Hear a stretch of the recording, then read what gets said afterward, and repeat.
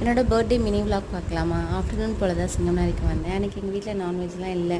எனக்கு பர்த்டேனா நான்வெஜ் சாப்பிட்டே ஆகணும், அப்போ தான் ஸ்பெஷலான டே மாதிரியே எனக்கு தெரியும். அதனால் ஹோட்டல் கிளம்பியாச்சு. கிரில்லுக்காக தான் மோஸ்ட்லி நாங்கள் அங்கே போனோம். ஆனால் கிரில் இல்லைன்னு சொல்லிட்டாங்க. அப்புறம் இன்னொரு கடைக்கு போய் கிரில்லும் பிரியாணியும் ஆர்டர் பண்ணி சாப்பிட்டோம். நாங்கள் போகும்போது மணி ஒரு 4 இருக்கும். ஆனால் பிரியாணி சூடாக இல்லை, ஆனால் நல்லா தான் இருந்துச்சு. 4 மணிக்கெலாம் பிரியாணி கிடைக்கிது அப்படின்னு சொல்லிட்டு சாப்பிட்டுட்டு வந்தாச்சு. ஒரு சோடா கூட என்னால் உடைக்க முடியல, அவ்வளோக்கு வீக்காக இருக்கேன், என்னன்னு தெரில.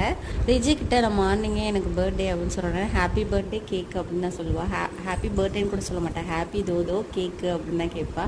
அதனால் நான் கடையில் வாங்கி வெட்டுறது பெருசாக எடுத்துக்க மாட்டேன். அதனால் வீட்டிலே பண்ணலான்னு ஒரு சிம்பிளாக ஒரு கேக் பண்ணினேன். ஆனால் என்ன சக்கரை தான் போடல. ஆனால் நல்லா தான் இருந்துச்சு. கேரமல் புட்டிங்னால மேலே உள்ள சிரப்போட சேர்த்து சாப்பிடும்போது ஓகே தான் இருந்துச்சு. நாளிலேருந்து வெயிட் லாஸ் ஆரம்பிக்கிறதுனால இப்போயே நல்லா சாப்பிட்டுக்கோன்னு நல்லா சாப்பிட்டாச்சு.